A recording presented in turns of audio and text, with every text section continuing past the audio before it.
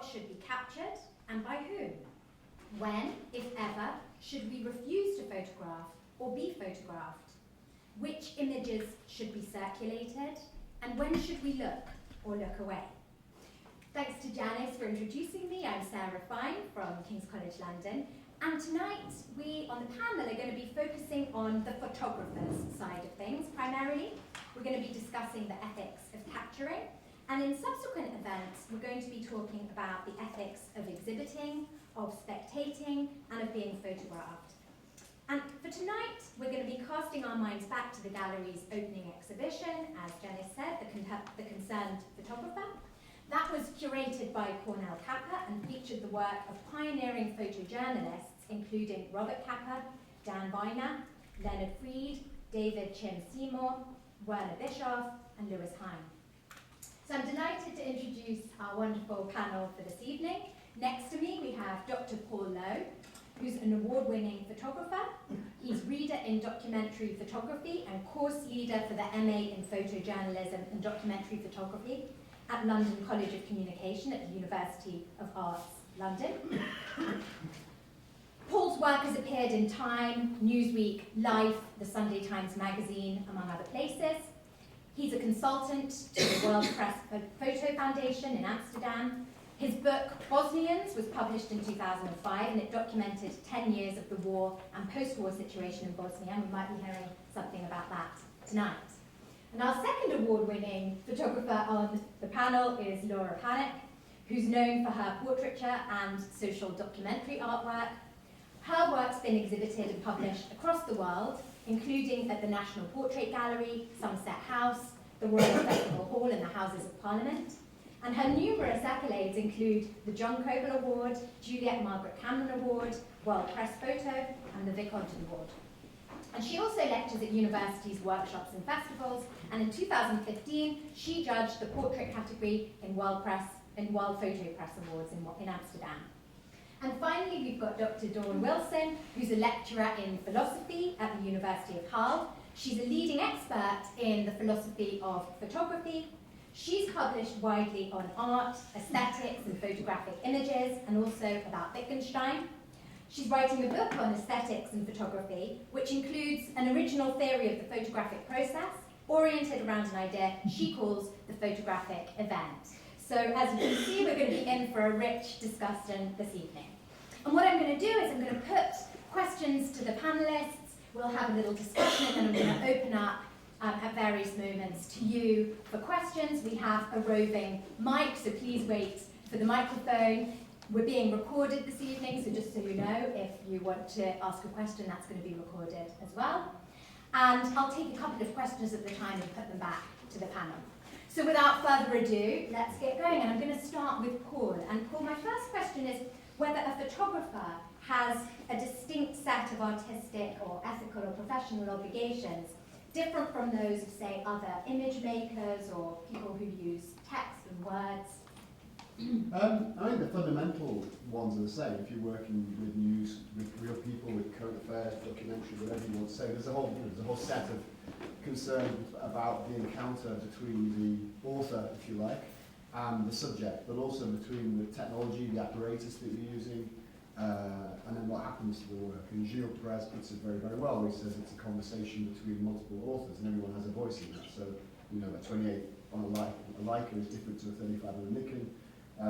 You've got this conversation, as it were, interaction between the thing out there in the world, whatever that is, subject, the photographer, and all the decisions they make, all the kind of, you know, what camera am I going to use, when am I going to press the shutter, am I going to shoot black and white, am I going to shoot colour, all these kind of myriad of instantaneous decisions that you make, which often you're making, no, not spontaneously, but not necessarily fully thought through, because you're kind of making them in the moment, and you know, based on all of your experiences to that date, obviously.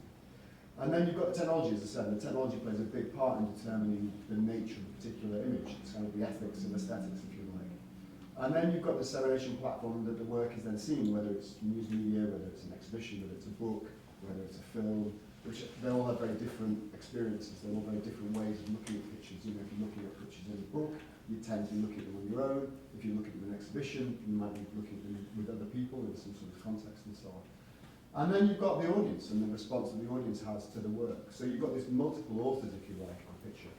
And so although a photographer might make a lot of decisions in the moment of pressing the shutter, and then obviously afterwards, there's a certain point at which you let your work go out into the world, and it has its own life, it has its own presence. You know, we can look at pictures taken 150 years ago. Clearly, you know, to know what the photographer's exact intent is impossible. And those images have had a complete life of their own that's essentially independent of the photographer at a certain point. You know, we can look at them, we can critique them, we can respond to them. They can still move us, you know, they can still move us emotionally, psychologically, a long time after they're taken. So you've got this whole set of very complicated interactions between all these different things, which makes it very hard to unpack and pick what any one thing within that chain of events does. And then also no photograph exists on its own. You know, most photographers, I think one of the problems with a lot of critiques of photography is they tend to focus on the single image and not on, and most photographers don't actually work in single images, they work in bodies of work, whether they're journalists or whether they're news photographers, documentary or other kinds. So typically they work in a series and multiple images, and those images can have a conversation between them as well as in their own way. And then you've also got the relation of photography to all the other media, all the other things we do, literature, film, poetry, music, all those other ways in which we explore the human condition. To just sort of photograph, to just concentrate on a single photograph is a very valuable thing to do, but it's also a very complicated thing to do because it then opens up the networks of relationships and so on that spill out of that encounter, as it were. And I think one of the things I'm very intrigued by, I think a lot about, is the nature of the photograph itself then as having its own voice in a sense. So through that process of, you know, the photographer makes the picture, but then the picture becomes its own independent agent out in the world. It's, you know, we're going to see what you're talking about as an event. So the actual photograph itself becomes its own independent kind of social agent, if you like, with its own biography, its own history, its own set of relationships, and its own set of concerns, if you like. And it asks us things. It says, you know, what should I do about this picture? What should I do in response to this picture? What action should I take, if any, in response to this? Fantastic, thank you. So I'd like to bring in Laura at this point. Laura, is there something distinctive, something special about photography here and the photographer as distinct from, say, other image makers? Always working. First, I just want to say thank you for inviting me, and thank you to everyone that's here as well. I feel very honoured to be here. Yeah, when I was thinking about this question, I started thinking about all the other different visual art forms and what does make photography different. And I thought about it from the subject's perspective, and I think the one thing that photography does is it absolutely forces us to confront ourselves as a subject, and it puts us in a position of complete and utter unique vulnerability. It's not often we have to confront our own image, and when we usually do, we've already edited a version of what we want to see. So for somebody else to kind of capture that and then put that out there in a different context or in a kind of way that we don't have control over it can make you feel incredibly vulnerable. Like Paul said, the power of context and editing is hugely imperative into how images are received and read. And I guess it comes back to the basic, kind of theme that photography and truth have always had this kind of very instinctive relationship that we antagonise and we try and unravel constantly. It has like an evidential power. We use it as evidence. And I think as well, when I was thinking between moving image and stills as well, because kind of almost not contradicting what Paul's saying, but kind of taking from that, yes, images are seen as a series or as a theme, but they're also, unlike a film, they're very ambiguous because they're just a snippet of a moment. So I think sometimes they can show us part of a personality or a moment that is incredibly, I guess, written with so many different narratives that we can interpret. So, in that sense, I was thinking kind of also about painting as well, and how kind of illustration and painting and all these arts have a blank canvas and then you build it. Whereas photography, you're kind of capturing something that already exists and then building a narrative. So I don't think it's necessarily a positive or a negative thing about it, but it does make it unique and obviously call into question all the ethics around that. So. Yeah. Wonderful. So Dawn, would you like to come in at this point? Thank you very much, and thank you for all being here. Yes, again, on this question of the distinctiveness, particularly the sense of capture. So I'd like to sort of contrast one view of thinking about photography with a more nuanced view that I think the photographers here are actually speaking to. So I think that the simplistic view perhaps is the idea that what's distinctive about a photograph is that if you're looking at a photograph and you're thinking about it standing in a particular relationship to a scene in the world, in reality, as if the photograph has just been captured by, in a sense, just lifting off an image of the world and running off with it, you know, that sense of the capture. So dating back to the pioneers of photography, talking about capturing the images nature offers and so on, you have that very straightforward, sort of slightly attractive idea, but it's very flawed, I think, and the only way that you can really understand the many layers of ethical involvement, what you call this conversation between multiple authors, is to pull apart the layers of the photographic process in a more interesting way. So if you think at the very front end of it, when you have a scene, have people sitting in a room, you know, sitting in a panel like this, light is bouncing off our bodies, and if light is channeled into appropriately onto a screen in a camera obscura, say, you're forming a little light image by collecting the light from our bodies. But of course, at that moment, although there's an image to be seen in a camera obscura, there's no capturing going on. But there's an ethics to that. You can make people feel comfortable or uncomfortable. You can stage them, make them laugh, make them scared, and you're going to get different appearances of that light image at that first stage. But of course, there's nothing photographic happening at that stage. There's optics, no photograph. The next stage that you have, which is classically thought of as the stage of capture, is the moment where you get a photosensitive reaction to that light, where you have a surface, either chemical or digital, electronic, where you register the quantity and distribution of light arriving over a period of time. So you have, that's the kind of idea that's the basis of what I've been calling a photographic event, is the idea of capturing that registration of data. But the reason I'm pulling apart some layers here, you know, and painstakingly going through, slowing it all down, is to say that the moment when you have captured information about the quantity and position of light, you haven't captured an image. So it's not that at that moment of the photographic event you've captured an image and you have the image. Rather, you have got information stored either in silver microcrystals on a film or data in an electronic file. For example, a matrix of data you get in a raw file. Now, of course, in the digital case, you're also storing more than just light data. You're storing metadata to do with the camera settings. Sometimes you may be storing GPS data, time data. There's a lot of, you know, in a modern camera now, a mobile phone camera, the data that we're capturing at that moment is far more than you would just think of as being an image. So the ethics relating to that is significant. And necessarily, you have to go to a further stage before an image comes into existence. So at that first moment of the photographic event, you've captured a register of information, but no image yet exists. So I'm trying to pull apart the idea that at the moment of exposure, you've already captured an image, and all you're doing later is printing that image. Because the later stage, where you have to extract, you retrieve data from your register, and you render it into an image. So for example, again, thinking the digital case, a raw file, there's no such thing as a raw image. There's a raw file, which is a matrix of data from which multiple images can be extracted and rendered.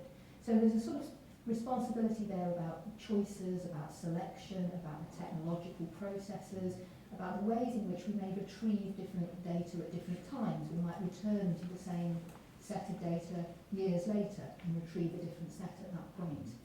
And depending on the properties that that data then has when it's been rendered into an image form, everything that Paul and Laura have said then about the dissemination vulnerability that opens us up to comes into question. But what I want you to do is to suggest here that there's something to be said for pulling apart those layers and thinking about how the ethics of those different layers raise different sorts of questions, rather than if you kind of compress it all into one moment of capture, when what you've done is just simply seized an image. And that's the only question to be said. So.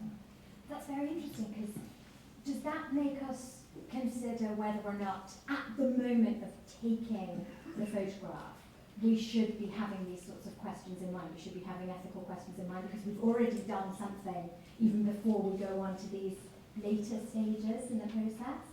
I think you should be thinking about that a long time before. Okay. I mean, you need to. I mean, one of the problems with a lot of these moments is, unless you've thought through your ethical position well in advance of even picking the camera up, then you're going to get into serious trouble if at a later date some questions are raised. So I think I don't really mind what your ethical position is, as long as you've got one. So have a set of concerns around which you think these are situations in which I will make pictures or not make pictures. These are kind of, this is why I'm making pictures, this is why I'm taking people's time, at the end of the day, because it's, we are essentially, it is almost like that, taking the soul of the subject. I in a disagree sense. with that. Like, I've said that to a lot of people, about this idea that people kind of see it as taking a picture.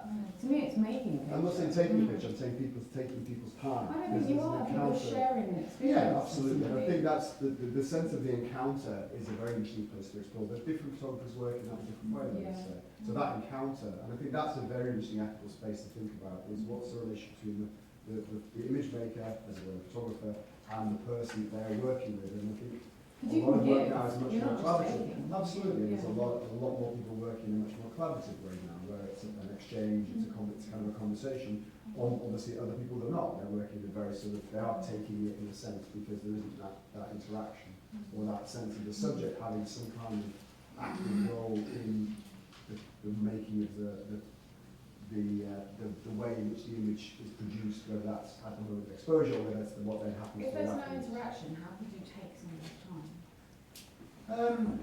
Well, I think, so if I'm going to go and shoot a portrait of somebody, for example, I was feeling a bit uncomfortable about saying, I'm going to spend an hour with you, taking an hour of your time, what's the kind of value of that exchange? I didn't feel that. I think you don't. That's why I think everybody has their own This set is a of... great opportunity Yeah. that we can share together. We're building a relationship, we're having a conversation, we're experiencing a unique moment together. And I'm giving you my time, you're giving me your time. And that's why I think everybody has their own set of ethical concerns around that moment. And is there a difference here between whether we're, say, talking about photojournalism or we're talking about portraiture?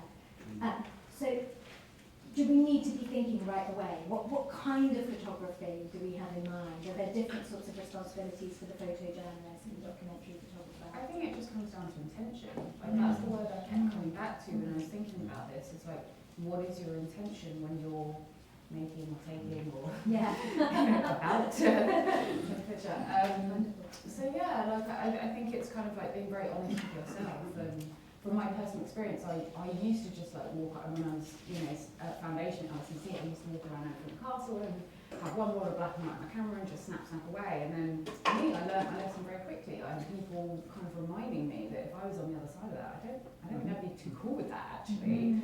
And I began to think, okay, well I have a choice here. It's not that I disrespect photographers that go out there and capture those moments because they can't be recreated. You're making a sacrifice when you break that boundary of capturing that true moment because you are having to either interfere or walk away. And I think, like, for me, I was like, right, well, I can either capture that and live with that and know that that was my intention because the light looked great and the subject was great and the action was happening, or I can see if I can do something different and stop somebody and say, can you do this, this and this? I can work with somebody for 9, 10, 11 years and see what happens. So it's kind of, it's exploring those different ways in which we discover our own intentions, I think, as well, before we even, it's a learning process, I think, that doesn't really stop. That's really interesting. Can I bring in Dawn here? Because that makes it a lot about the photographer themselves, doesn't it? We focus on the intention. Do we have to take account of the subject here as well at that moment of making that decision? Yes. Again, as you say, I think different practices are available. It's not that everybody then just has to settle on an ethics everybody signs up to. I'd probably like to say a bit more about the role that the subject plays in that as well when we come to a later question on the subject. That's all right. Do you mind if I just add an extra thing to the taking and making on the ethics, which is just taking, making, faking? Right. Because one debate, you're concentrating very importantly on the question of the interaction and the kind of integrity of the way that the photographer is engaging with the subject. But of course, as well, when you're part of certain sorts of norms and standards and expectations about what counts as an authentic photograph or a real photograph, something that's not been subjected to certain sorts of going across the line for certain sorts of processing, and how you contextualise something.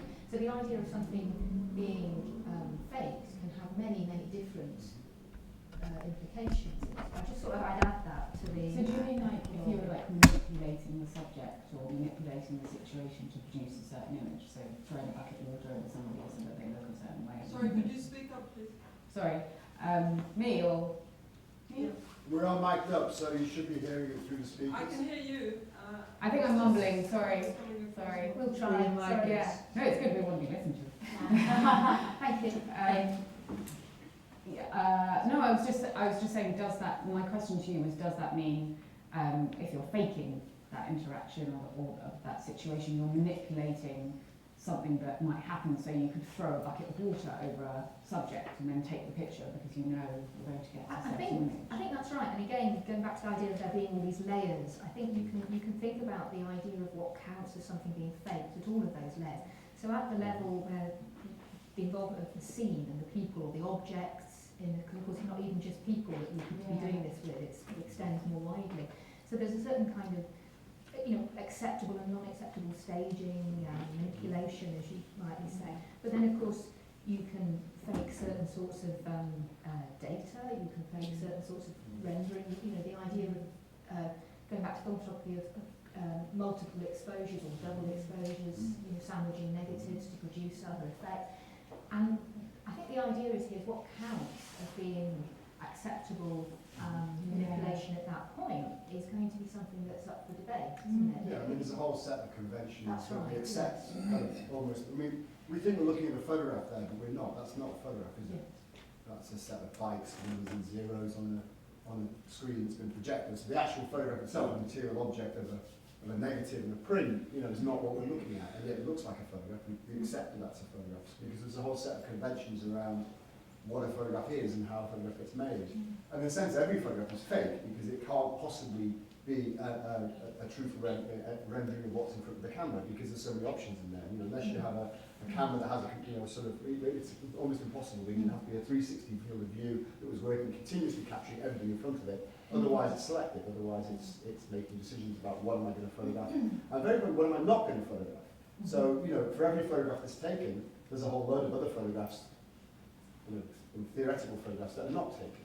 So those points where the camera sort of decides to pick the camera up and make the picture is just one fragmentary moment out of a whole continuous sort of moment that could have been made. And then all the decisions, there's a myriad of decisions you make about, as I said, the kind of ethics and aesthetics you make about choice of camera frame and all those kind of things. And then most photographs don't ever get seen by anybody other than the photographer because there's the editing process. So, unless you're only ever going to shoot one picture of every single situation and only publish that one picture, then clearly, for every picture you take, every picture that ends in the post made, there are hundreds, if not sometimes thousands of.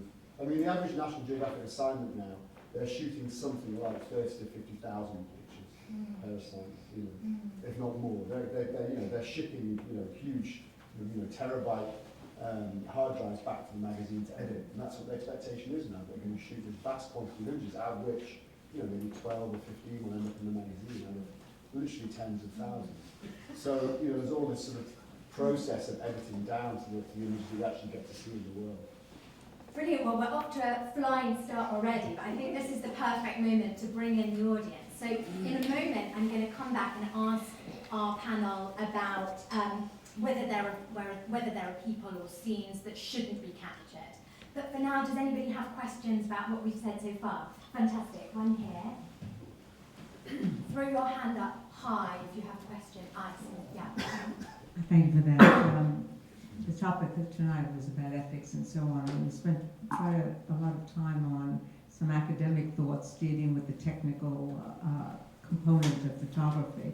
I'd like to go back to the core of why I was interested in coming to this talk, which is about ethics and the responsibility of the photographer, of how they make choices. And one of the things that I was curious is, which we didn't discuss, when we talk about staging versus manipulation of fact. You can stage something and it's dramatic and so on. Manipulation is when you're doing something to deceive someone, I think. But if you're a photojournalist, as my path and my journey, and I think pretty much Laura, because we know each other, it is about being honorable and having trust and being able to be responsible, because at the end of the day, I think, and I want to hear your views of this, is you're documenting, hopefully, the truth, not fake anything. You're photographing something that is perhaps going to contribute to education, is going to have a historical significance, even if it's a fashion shoot, because it makes a statement of the time and so on. And the ethical responsibility of the one that is creating that imagery of what their responsibility is. Do they have ethics? Do they have a moral compass? And how do they go about creating the imagery that they set out to do? Yeah, I mean, I fundamentally agree with you. Oh, sorry. Okay, sorry. Just take one behind you first.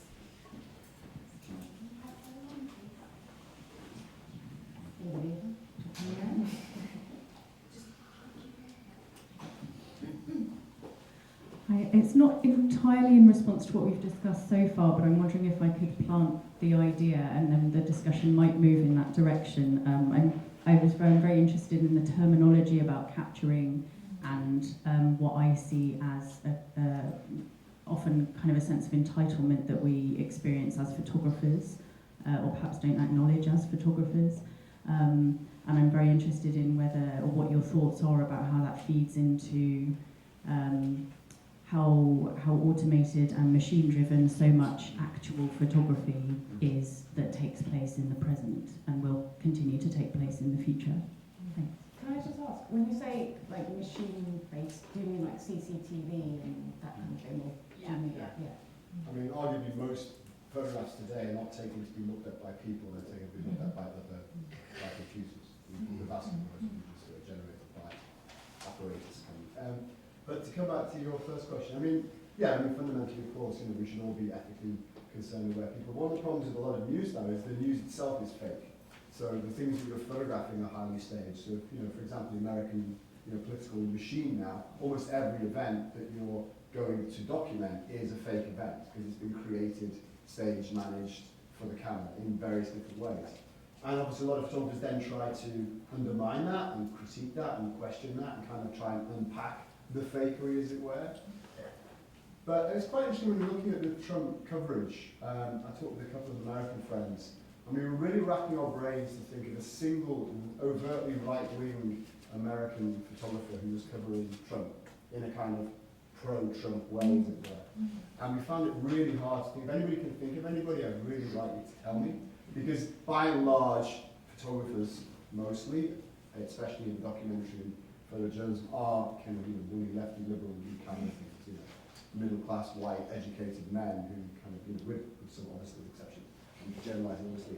But by and large, most of the press corps that was covering Trump is, critical of Trump and trying to unpack that and trying to kind of critique it. And so I'm doing some fantastic work. But there are right-wing press pundits, there are right-wing commentators, there are right-wing journalists, but there's very few overtly right-wing photographers. And that raises a whole interesting set of questions around ethics, because whose ethics is it? Whose side are we accepting? Who are we assuming that because we are kind of vaguely lefty, liberally humanistics, that we're right and that the others are wrong? So there's a whole set of quite complicated ethical questions, I think, in that. I'm just saying that as a kind of devil's advocate. Yeah, but if you're photographing a natural disaster, you're not faking it. I And know, if you're photographing, but that's what I'm saying. But that's not what I'm saying. I'm saying that a lot of news events these days are set up and faked. So that's I'm just adding another level of this complexity of the situation. It's very interesting, this idea of truthful record. To come back to the original exhibition, The Concerned Photographer, one of the impulses there wasn't just record, it was about wanting to change the world, to have a positive effect on the world, to have a positive effect on the audience, that the audience would somehow see these things, terrible as they might be, and then go on and act from there. What do you think about that as part of the responsibility of a photographer? I think it's really nice to bring it back to that, because I was thinking about the idea again, and sorry to be basic and bring it back to intent, but I remember when I first wanted to be a war photographer and I saw James Nashday's images and I was blown away, and I watched the film, and then I walked down the street and I saw a dead pigeon and I freaked out and I was like, I don't think I can be a war photographer.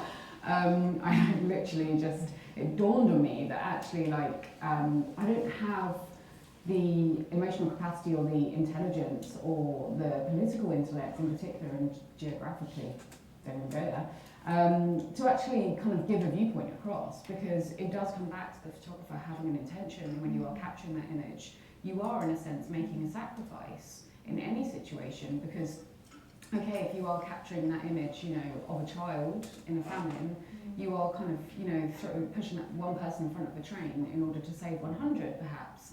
And I think you just have to have the moral justification in your own mind to know that you're doing that for that reason, and it's not because you love war and war is exciting and, you know, this will be a great image and it will make me win world press. And I think just going back to what the other person was saying as well about the idea of kind of how we view people and capturing, and I think that we do kind of not have this self-righteousness as photographers, but maybe we tend to have this naiveness of just seeing light and shade and tone and colour.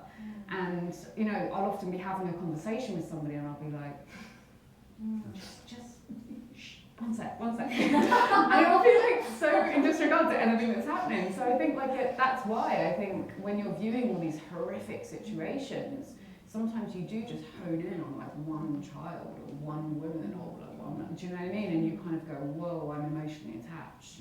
And that light is great, I'm going to capture that. So, sorry, going around. If I'm sort of trying to tie together the two questions as well, I think again, if you get this really big overview of how the history of photography has been received and sort of conceptualised and, you know, preconceptions of it, you do have this idea to do with the idea that it's distinctive from other forms of image capture. The way in which it is a true record and is factual, you know, not fake, it's always factual, is to do with the extent of the mechanical, causal, automatic nature of the process. Okay, so this is part of the story again. I want to sort of say, this is what we need to oppose. So it's almost a sense that the more the camera is doing the work impartially, the truer the record you get. Because in other words, the more you can exclude the intentionality of the more, you know, the fallible human agent from the process, the more likely you'll get it. So, and this, of course, is a really big problem, because actually, when we care about the ethics of it, there's no sense in which we have an ethics of the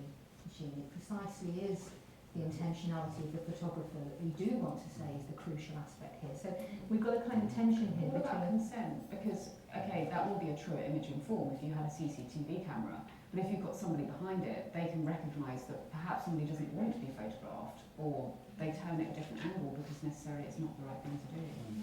Well, certainly there's always the question, isn't it, about any machine is designed for particular purposes and who gets to set.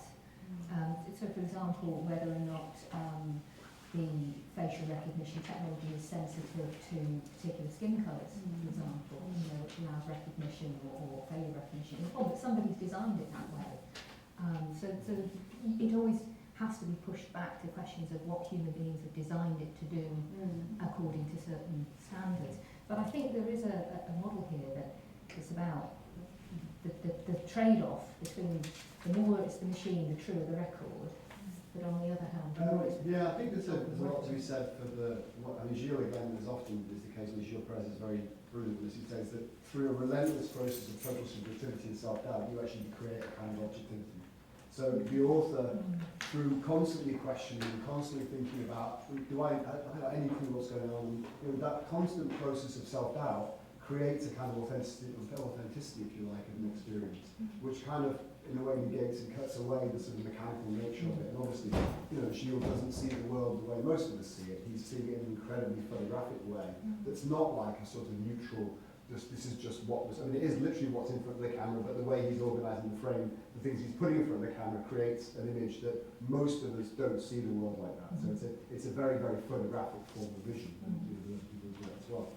But to me, the most, so just to make one point, because coming back to what you were saying earlier on, I mean, I think context is a really important part of this, because it used to be, you know, you got your work published in a magazine, and that was it, that was great. You had work, you know, 10 pages in the Guardian, fantastic, job's done, you know, I've changed the world. Well, sadly, unfortunately, most of the time that didn't happen.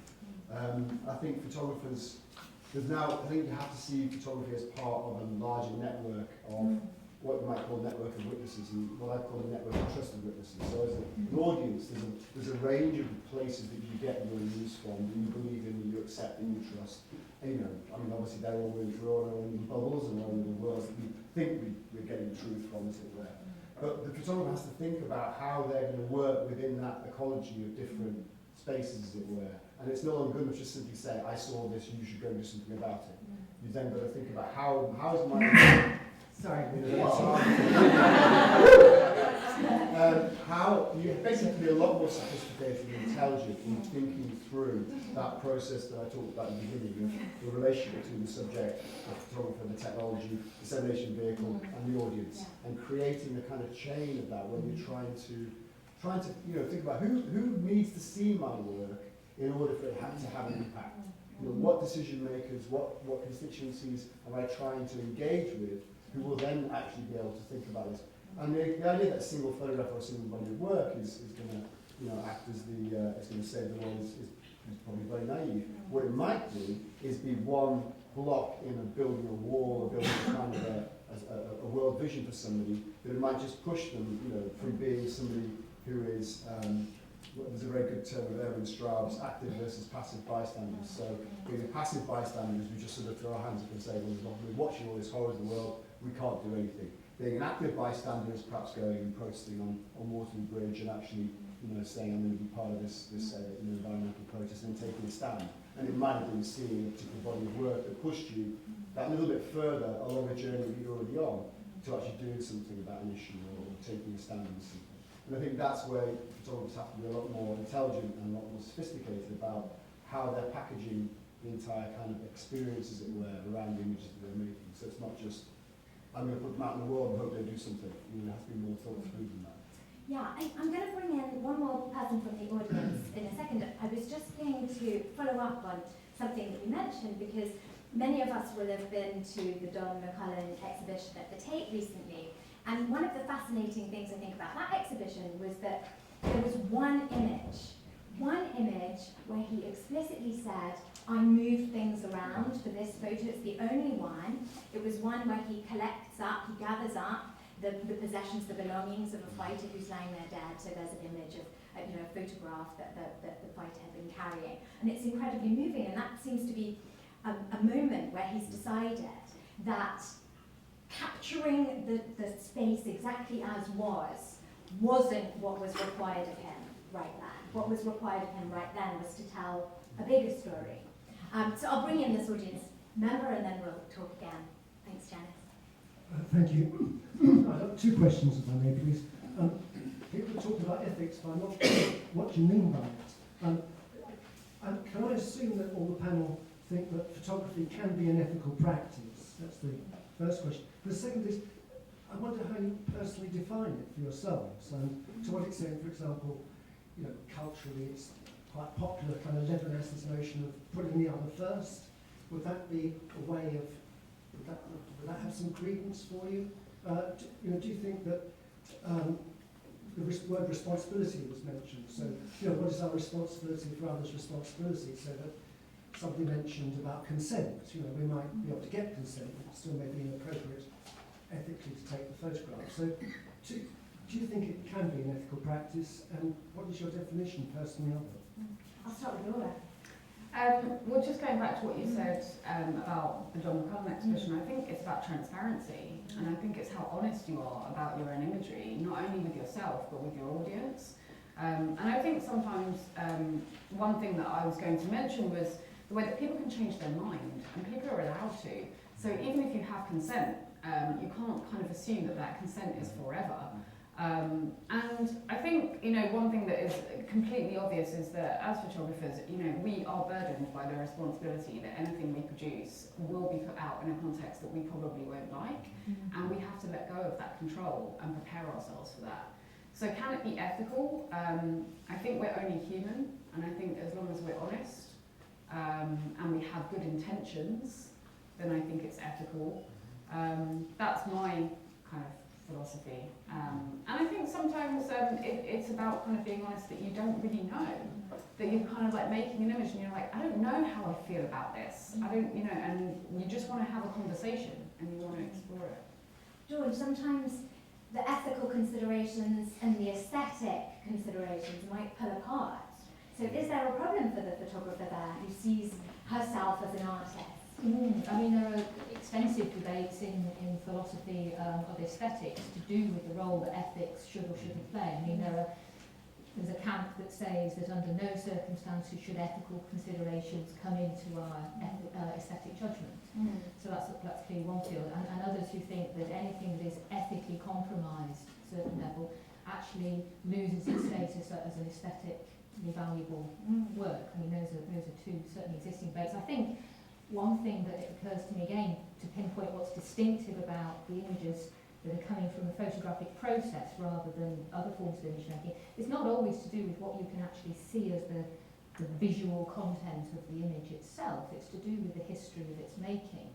And one difference is if you, I mean, I notice we're largely talking about photographs involving human subjects, and it's interesting to think how salient that is really in this whole debate about the ethics. So it is an ethics to one another that we're talking about principally. But one issue here is that if I'm painting a portrait of somebody, it helps if they're there, but I can do it without their presence. I can do it, against their will if I want to. But with a photograph, I've got to actually be instrumentally using their body. I mean, that the light has got to come off their body and arrive in my camera before I can do anything else. And to an extent, you really are using a person as a means to an end at that point. And you can.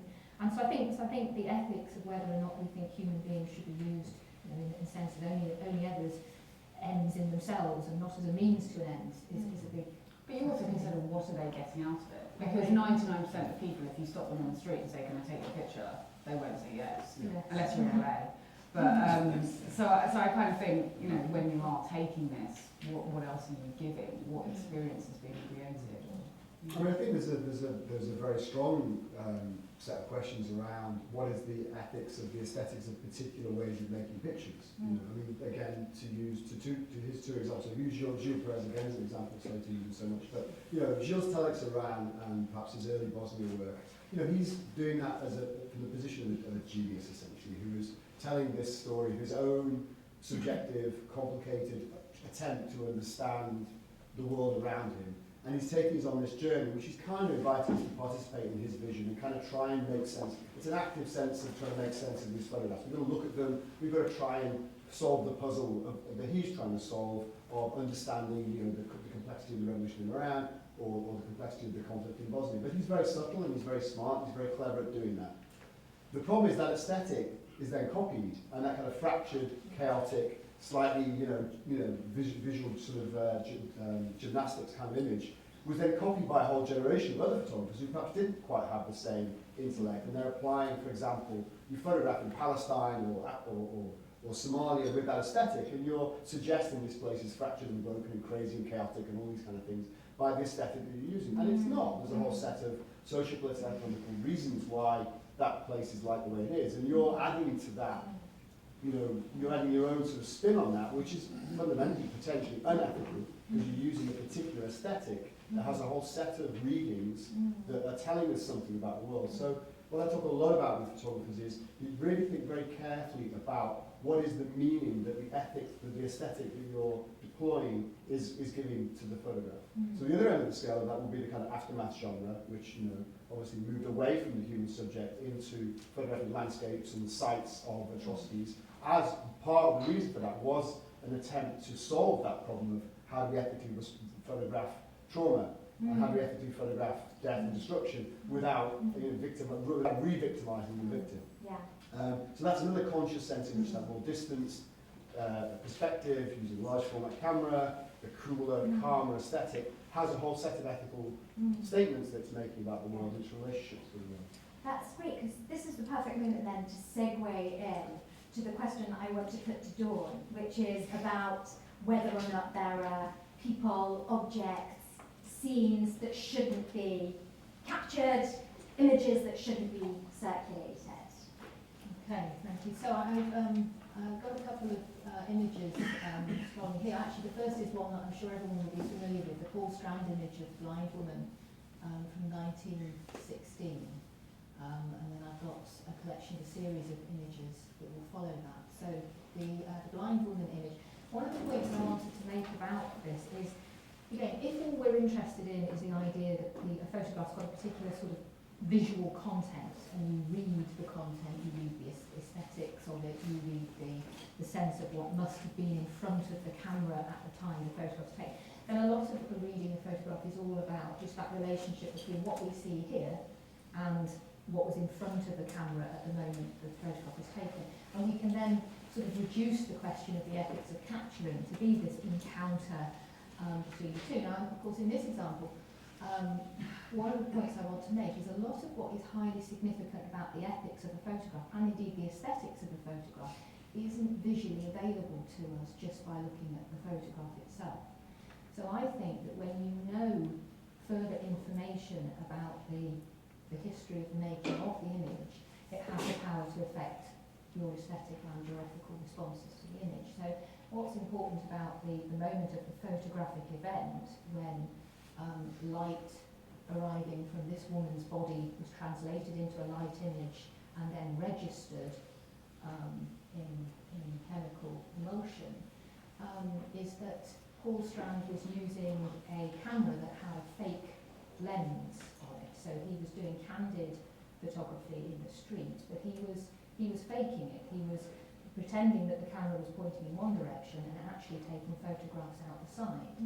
Now, of course, this image is famous and famously problematic because you have a very vulnerable woman who's not in any sense presented to this image taking. And there's also an internal critique about the nature of this sort of photographic exploitation because, as you can see, and again, this is a text image reading, that she's blind and the way her own eyes, her visual impairment is such that it imitates the positioning of the camera lenses, effectively, you know, a non-working lens as part of it. So I think this image, which has over 100-year history, shows that it makes a big difference if we know something about the context of the photographic event. And often we can only get that through testimony, either of the photographer or the people involved. What I wanted to contrast it with, and I'll try and do this quickly on the next few images, so this series, Life Before Death by Walter Schell's and Beata Lakota. The images you see here, Edelgard Clavely and the other people in this image, worked very closely with the writer and photographer. So notice it's a writer-photographer team, so there are interviews along with photographs. They worked with 24 terminally ill patients to do a series of portraits of them in the days preceding their death. And then a series, each one of these portraits that you can see is partnered with a second portrait taken shortly after the person's death. So one of the reasons I've chosen this to show you is partly to contrast with you the Paul Strand case, where you've got a very vulnerable person not giving any kind of consent, and when you know that it was sort of the image was stolen from her. And of course, the blind woman has no idea that 100 years or so later, her image has gone around the world, everybody's seen it, and she's got no control over that in exactly the way you're describing. Now, these images, I think what you can see in the eyes of the people looking at you in these portraits, the kind of the sense that there's a really seeking, searching gaze in all of these gaze, is there's a sense that what's on their mind and what they are conscious of is an image that they will never see. The portrait that they know, they're aware of the portrait that's going to be taken. They've worked very closely through a long period of time with the interviewer and the portrait artist to build up this portrait. They've talked very closely about their thoughts about death, but in all of their minds, they know that there's going to be a part of the portrait that they will never see. And I think so they know that there's an image there that's going to be outside their control, but they're consenting to it, and this is part of what they do. And the reason I wanted to mention is because I wanted to say to you, that's why there's an image here that I don't want to screen to you, because I think that although the works are very moving, and I would encourage any of you to go and look at the series, I don't think it's a set of images that I would want to just show to you here, because they have the potential to be very distressing, very disturbing for anybody who's recently bereaved. And so they're important images. I think it's important that they were taken under these circumstances and with this degree of understanding of people. But I don't think that is enough to mean that we should just circulate those to anybody and everyone under any. There's a kind of sense here I want to suggest that maybe when audiences are going to look at images, audiences have got to have a kind of consent as well. So we have a kind of responsibility when we're sharing images, not just when we're capturing them. Brilliant. So Laura, is that the case? So it's things You're that never going to get me to follow on from that. it's not the subject itself. It's not the thing that matters. matters, it's whether or not consent has been given or sought in some way. I think, yeah, I guess like that was such a beautiful example of kind of two very contrary kind of ways of working. And like Paul said very early on, there's just so many different ways in which we work. And I guess what it comes down to is, the way that you navigate the world and the way that you choose to make those decisions yourself. And that will change over time. And I think we learn our lessons as we go from other people as well as ourselves. That's great, because I'm thinking, one of the most powerful photographs that we're all familiar with from the last few years is the photograph of Alan Kurdi, the little boy lying dead on a beach. And of course, he couldn't give his consent to that photograph, but yet that photograph had an incredible life. It was instrumental in various quite positive responses at the time to the refugee crisis. So, are there times where consent is too much to ask? Well, I think Judith Butler's idea of grievable and ungrievable lives is very useful in all these debates. And it's basically this idea that lots of lives go unnoticed. People die in all sorts of horrible ways, and their life is unrecorded and unremembered and unseen, particularly if they come from the majority world, as the vast majority of refugees who are crossing the Mediterranean do, for example. Whereas if it's a single American or British person that dies in whatever circumstances, then typically they do make the media, their faces then shown, and so on and so forth. So in a case like that, it's very, very difficult to have an absolute 100% certainty, because at the moment, obviously, that when there's a horrible tragedy like that's taking place, attention should be paid to it. The life should become grieved, it should be remembered, but equally, how do you then do that if you can't take consent? So that's one of those questions we can come back to. Does the end justify the means? Does making this photograph and distributing it have any kind of social value, as it were? Now, it had a temporary value when the image was circulated. It became very widely seen. There was a brief moment in which the refugee issue was raised and some campaigning was done around it. It then also became a kind of viral image within the majority world. So there are murals of that boy in Turkey, in Pakistan, in Afghanistan as a kind of symbol of all of that loss and all of that grief. And obviously Ai Weiwei's work and so on and so forth. I think it's a very, very difficult question to answer, and it's one of the reasons why I found it very hard working in the field to carry on, to be honest with you. I think in that case, the photographer that took that picture was working on a long-term project around those issues. I think it was a very, very powerful moment, and not to have taken the picture would also be ethically problematic. Not to have grieved that life and to publish it. And that comes back to the point I made much earlier on about all the pictures that don't get taken.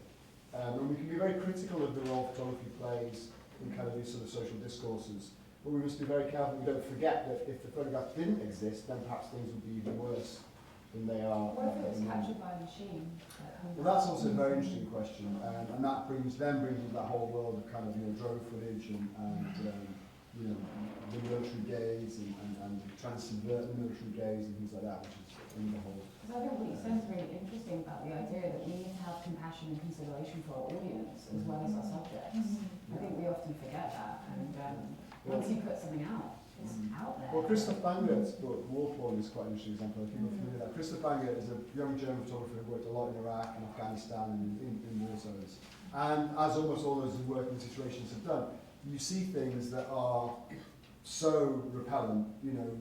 When a human body is hit by a high caliber explosive weapon, it is just blown into pieces and there's bits and body parts. And you can't print it, you can't publish it. You can photograph it maybe, but even photographing that seems like a very problematic act. Thomas Hirschhorn's project, and we saw that a couple of years ago as well, of some of the really brutal images from the Middle East and so on. It was very similar. So Christoph Bangert witnessed lots of these things. He photographed them, but he knew they would never get published in the mainstream media that he was working for. So he did a book called War Porn, which is very small, and the images are presented with a sort of perforated edges, so you have to tear the page open to look at it. So you're kind of asking the audience to actively decide to have that encounter with this distressing image. There's a sense of active participation, active choice. There's a very problematic space, I think, where the level of violence that we allow ourselves to see in the media, in in a strange way, allows us to live with violence, because most of the time, the violence we see in mainstream media is sanitized, and it's kind of in a strange way, it's heroified. So most images we see of soldiers are, you know, almost the glorification of suffering, you know, carrying the wounded soldier on the shoulders, kind of like in a, you know, in a Hollywood movie almost.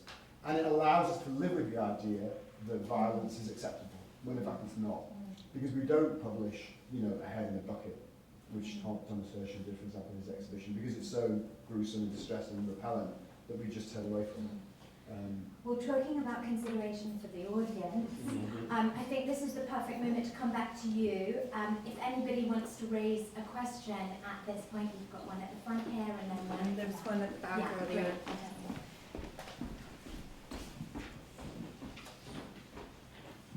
I'm just going to stand up because I can't see anyone apart from Paul. I kind of want to go back to the point that you made about Don McCullin. And you guys have all been talking about ethics from the point of the photograph and photographer. But what happens after this, where it enters the museum? So this is the kind of problem I have, where Don McCullin really kind of narrates all of his pictures. If you go around, and I've actually counted it, like all of the labels, 20 out of 23 are all his, like, quotes from his autobiography and kind of his experiences. And he's printed every single photo there for the space. And I mean, it's different compared to the photographer's gallery, which exists as a space for photography. But if you show something that is social documentary within a national art museum, that itself has its own kind of connotations, especially take Britain, which is based on the kind of Tate and Lyle history as well, of colonialism and of kind of everything these photos is trying to subvert. So yeah, I just thought kind of what happens, what do you think should happen after the photos are made and published in terms of the longevity? Yeah. Thank you very much, and we'll take one at the front here before we go back to the panel. Thanks, Tim.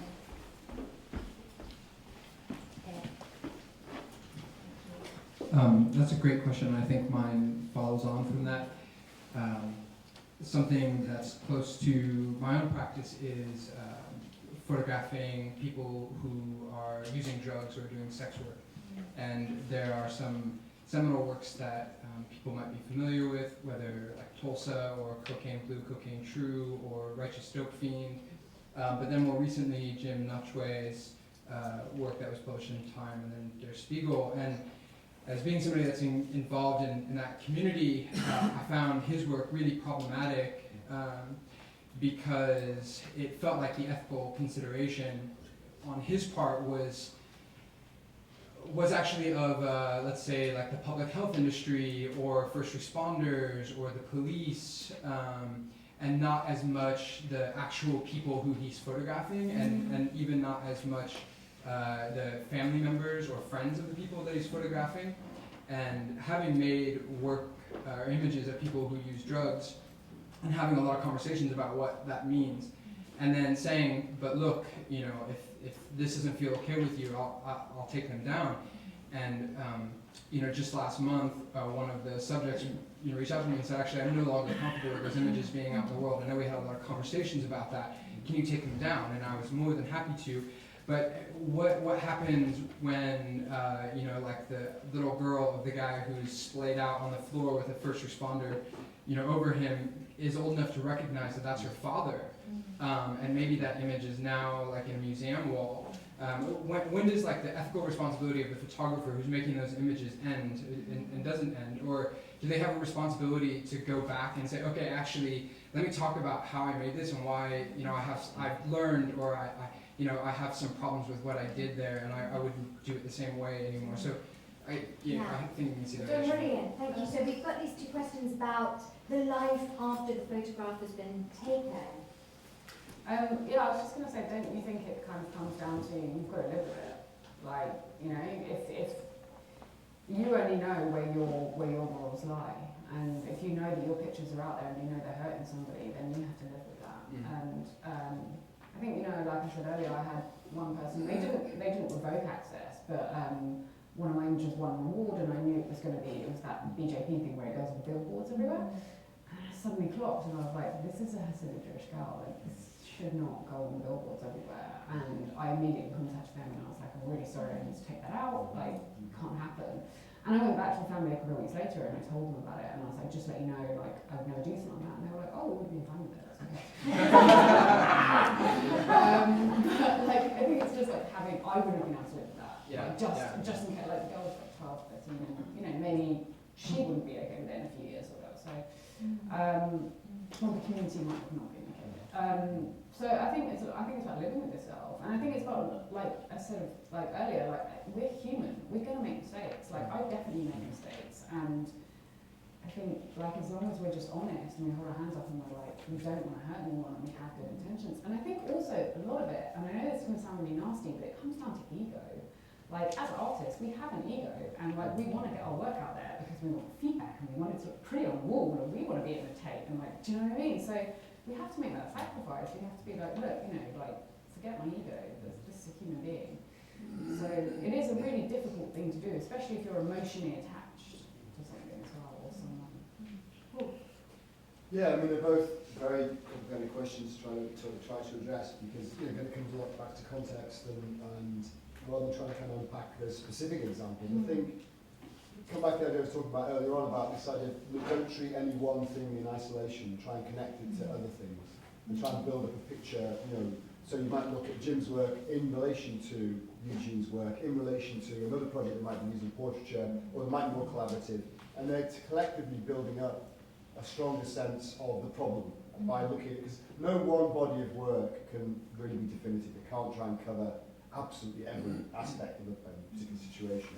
So I think being kind of intelligent about it, and this is where some of the burden falls back on the audience then needs to sort of start to make up its own minds and actually then question. And in many ways, those questions are really important to be raised.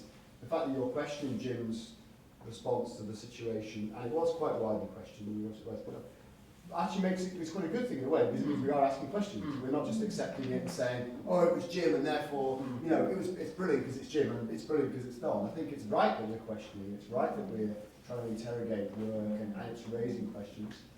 I'd come back again, though, to the point where if those pictures had never been made, we would never have a chance to question them. And would we say the world would be worse or better? You know, so again, it's a very, very complicated space with literally no right or wrong answers. And what about this tricky question of work that's created as photojournalism then being presented in the world, you know, the country's leading art gallery? Yeah, I mean, it's very tricky. I mean, obviously, you know, as you know, it's a business. We're all in, you know, it's, as well as being a kind of social concern, it's also a business, and you have to survive as a photographer. You have to make a living, and you know, if Don's retirement plan is his prints are now worth a lot more money because they were exhibiting Tate Britain, then fantastic for Don. I'm not going to be upset about that. But I think that's one of the big problems with journalism, photojournalism, is there are these dual drivers of social concern and having to make a living. And you know, if it bleeds, it leads. The more dramatic, the more over the top the image, the more likely it is to sell, the more likely you're going to build your reputation on it, and so on and so forth. So because there isn't a sort of a social welfare fund that funds photographers, well, there is in some sense, the whole kind of grant foundation world now. But because it's at the heart of it, there's this commercial contradiction between trying to do human rights work effectively, if you like, and having to sell that, and having to sell those pictures in some sort of open media. So how you fund a project and how you make the work that you make and make it ethically, and think about how you then how you then provide enough income for you to be able to go out and make the work that you want to make, I think is a very important set of questions to ask as well. Sorry, I was totally cutting you up. I was just going to say, on a more positive note, it might reach another audience. Yes. Yeah, absolutely.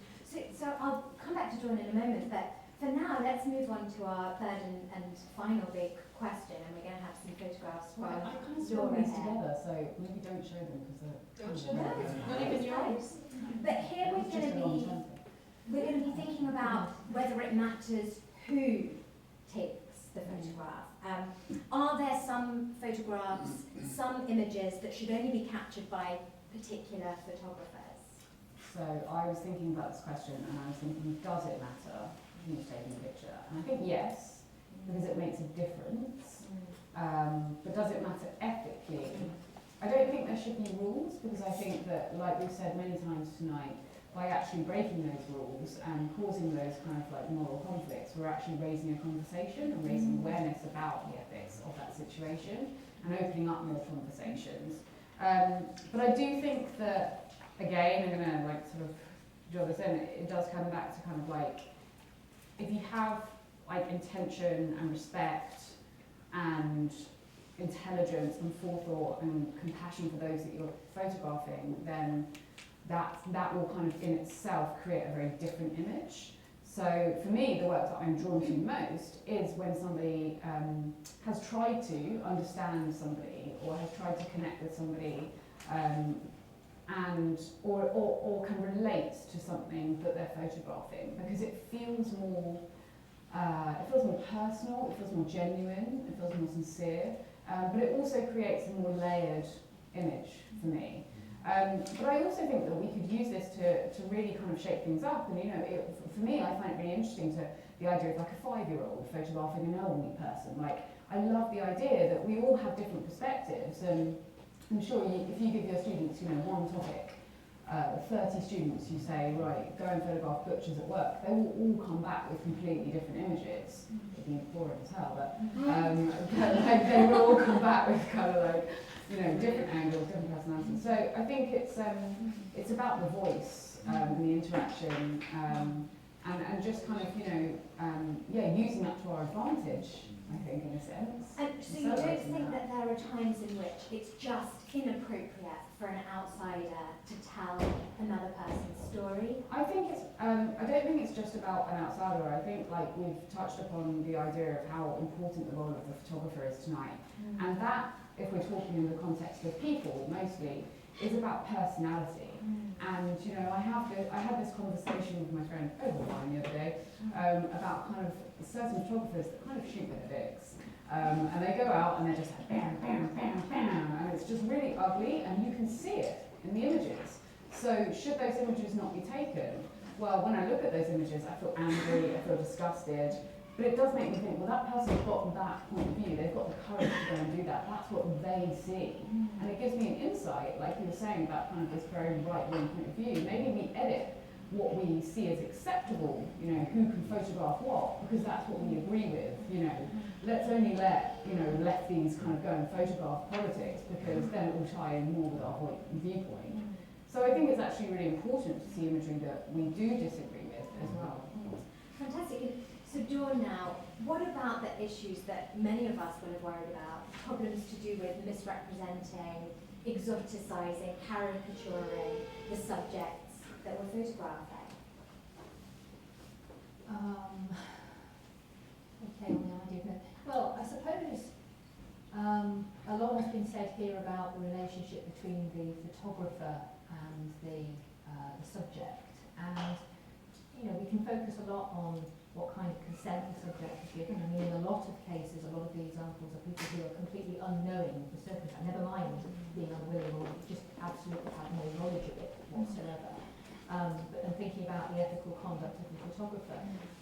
But I do think questions about what happens with the information that's been captured isn't settled by any kind of agreement between those two parties. I think that the processes of printmaking, editing, selection, distribution and everything is more where the question of appropriate contextualisation, because a photographer may have a particular intent when it comes to, you know, as to how they think they've appropriately engaged the image. But as you say, that images, particularly in photography, more than other kinds of imaging, I think, are very prone to this shifting of context, and something that can be a quite sensitively or compassionately handled treatment of the subject in one area can become offensive and a misrepresentation in another context. So I don't think that it can all be settled at the moment of capture. You know, if we're thinking about this in terms of the theme of today as being what happens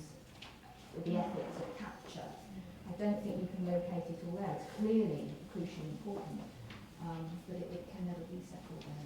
I wonder as well, like, I guess my question in response to that is also like, because we would bring our own experiences to that moment before, And do you think that only certain kinds of people can photograph certain kinds of things? Like, does it, like I remember speaking with a photographer once, and she said to me, a man could never have photographed this. And I challenged her on it, and I was like, why not? And she was like, because I'm a mother and I gave birth to my child, and you know. And I was like, okay, yeah, that's really interesting. Like, I wonder if, or is it just that nobody can photograph anything that anybody else can't photograph because it's your way of seeing? Can I ask you this in the Bosnian? Well, I mean, I think this outsider-insider perspective is much more complicated than a kind of knee-jerk, oh, if you're an outsider, then you're going to be a kind of neo-colonial great-white hunter, and it's always going to be by you, and you can't possibly have the view of an insider. I mean, examples like Bosnia, there's a lot more nuance. So, for example, in the conflict in former Yugoslavia, there's some really, really good photographers in the region who did fantastic work, but by and large, they weren't as integrated into the global production and distribution network as photographers who were coming from America, France, whatever were.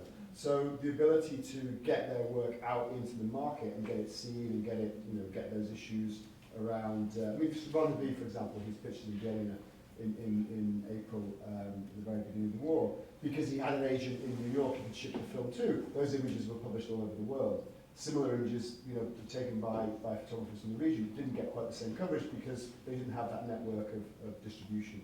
And there are certain situations where being an insider can actually limit you because of the social constraints of the world you're inhabiting. You're still in that world. You're living with those people. You can't step away from it.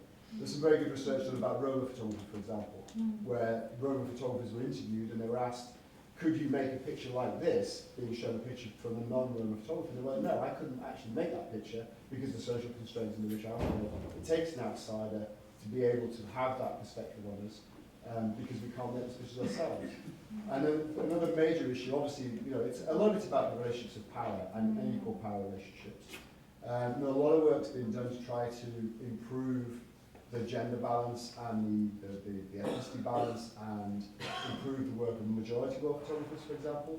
But unfortunately, a lot of it's ended up backfiring because a lot of majority world photographers get seduced by the worst end of journalism and wire service and getting the picture out there. In fact, they've got almost no ethical compass because they've never grown up with that kind of sense of what a set of photographic ethics might be. So, I've talked with the Reuters bureau chief from Beijing, for example, who says he's getting work coming in from stringers where there's no consent, there's no ethics, things are staged, things are set up because they've seen what they think is, or they've seen that in Western media and they're just essentially copying it without being able to follow through the rest of the concerns that would bring. So it's a really difficult and very, very contested space, and there's no easy answers, no easy, simplistic yes and no. It's much more complicated, much more nuanced than that, and there's a lot of really important work to be done in trying to kind of unpack those relationships and improve them. Fantastic. So back to you for any questions about this rich discussion. Oh, now some lots of hands up. We'll go person with the stripy jumper, and then person in yellow. Hi, thank you. We've talked a lot about professional photographers and the ethics there. I'm wondering about sort of the enthusiast, hobbyist photographer, because on one hand, the professional may have a platform like Don McCullen or people like that. So it's worth almost taking the risk of taking a photo to get an important story out there, like Aaron Purdy. But then also, the professional, is he taking advantage, or her, because they're going to gain from it commercially? So there's pros and cons there, whereas the enthusiast are the ethics different if they're just taking a photograph for the clicks, for the likes on social media, rather than for the value of getting an important story out? And are the ethics different if you're not making any money from it yourself? Yeah. There's all sorts of different layers in there. Wonderful question. Thank you very much. Person in yellow at the front here, if we may. Sorry, can you raise your hand in the air? So, yeah. You are the person. Yeah. You're the only one there. Quite. Thank you. I just wanted to go back to something Paul posed a question about why there aren't any right-wing photographers of Trump, but there are right-wing image makers of Trump, and they draw him as bare-chested with a tank crushing his enemies. And I thought that was interesting because Trump isn't a fact to them, it's a myth. And they don't photograph him because a myth can't be captured. And I thought, what I wanted to sort of maybe turn this ethical question on its head is there actually, because he can't be captured with a photograph, he should be captured. And in that there's a moral obligation to do it because it would diminish him. Because it's to present him as a fact and not a myth, it's to show him as a man and not a myth. But there is this, I suppose in the sense of this idea of capturing that, for the end we should respect our subject. Are there occasions when we are obliged morally as photographers to diminish our subject, I suppose. But let's just take a couple more photos so people have. So there's somebody just flung their hand up into the. Yes, put your hand back up. Yeah, that person, and then here with the glasses. Keep your hand up. Yeah. Hello. My question, I go in a slightly different direction, and I would just like to ask, in terms of speaking about nature photography, where are the ethics here? Because actually there's no consent at all. So the question is, first of all, are we talking about the photographer? Where is the relationship with the audience? And also going back to the question of nature photography, we have to think about what are the social constraints in the world, because something that is widely accepted in London might not be accepted in Beijing or in, I don't know, South Africa. And I'm just thinking about, well, I'm thinking about the exhibition, The Wildlife Photographer of the Year at the Natural History Museum, that has this wide, range of photographs. But actually, sometimes there's a lot of controversy around this, because they are accepted in one region of the world, they are completely, unacceptable on the other side of the world. And then we get into this confusion about how do we actually relate to animals, landscapes, and actually where are the ethics around this? Yeah. Thank you. Brilliant, thank you. And last question from this person in pink, I think. Yes. Thank you. If I understand the panel correctly, you're generally talking about a situation where the photographers maintain control of how their images are used. But in the internet age, we're increasingly seeing photographs repurposed, whether it's the model that ends up illustrating a dirty movie, or the picture that captures the terror of war ends up as a kind of gore porn. So do you think there's more obligation on the photographer now to consider the ethics of the image when it goes beyond their control?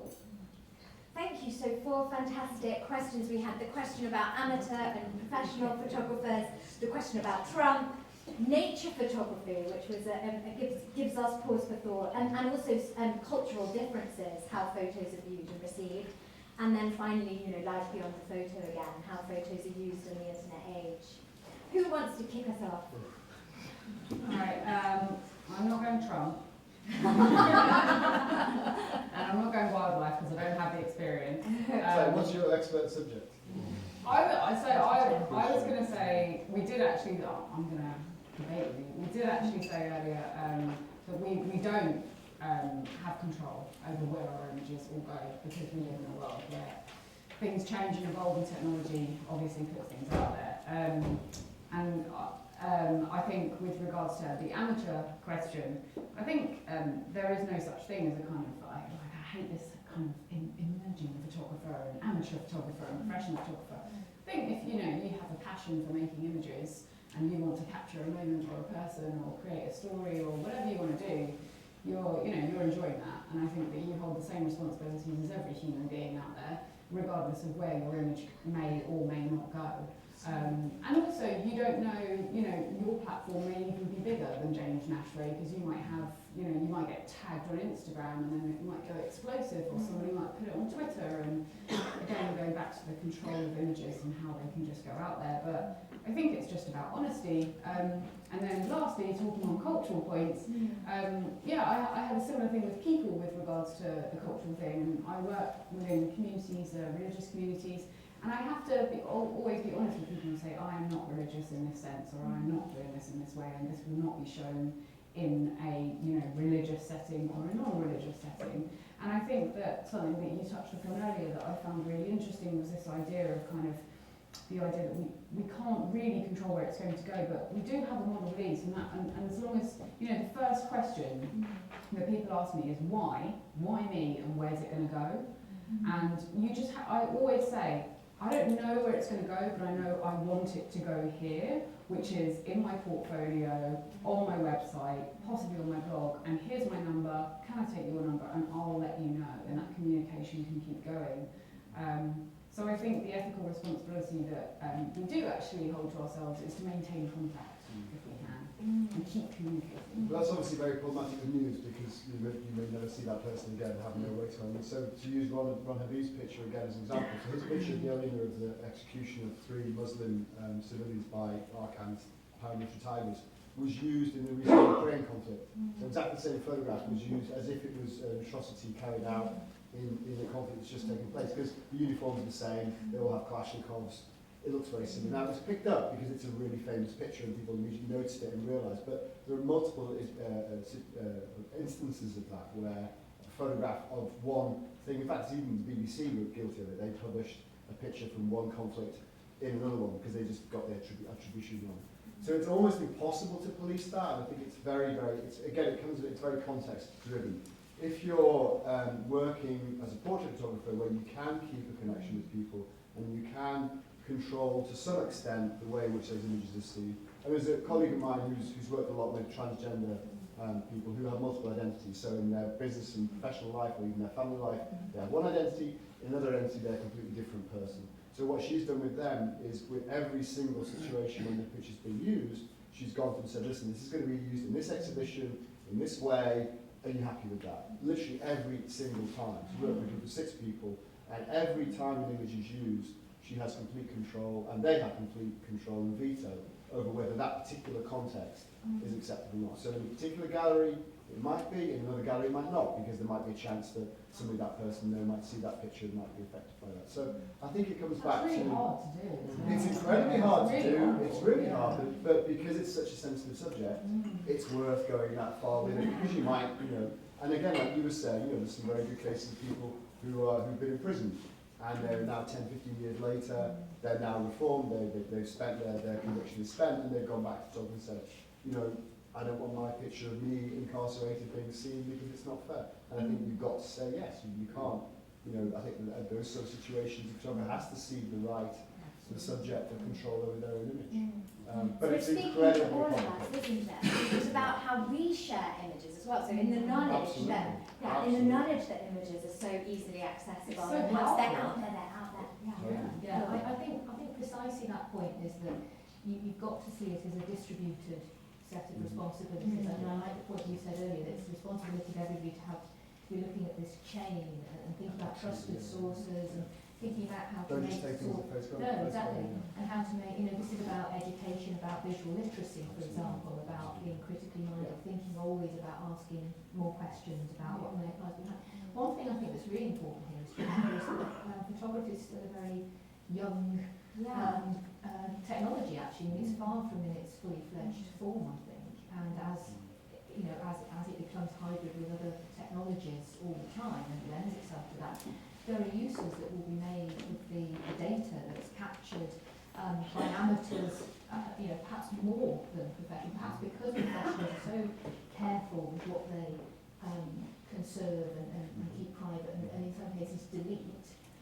Whereas I think with amateur and enthusiasts, there's more of a sense that it may distribute. So what can happen is with the data that we capture in the present day, in 20 years' time, 50 years' time, there will be forms of retrieval of information from that data that we're in no sense have any sense that we can even intentionally know about, let alone control at the present. So the responsibility at that point is going to come with the people who are responsible for retrieving information and rendering it and distributing it. And that's got to be a shared responsibility, not just landing only on the photographer. But then it's also like Kafka said to his best friend, he said, when I die, I want you to burn all my writing and all my books. and didn't, he published them all. So it's kind of like, sometimes it can be a blessing, and something Well, I think that's a wonderful note to end on, but remember, we're not ending. This is a conversation that's going to keep going. We've got another event on the 25th of September, so join us then to talk about the exhibition side of things a bit more.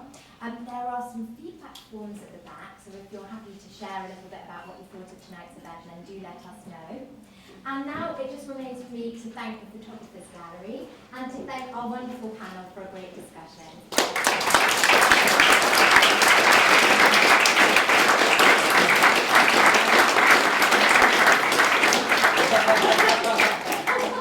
I can I say I learned loads tonight, especially don't sneeze into the microphone.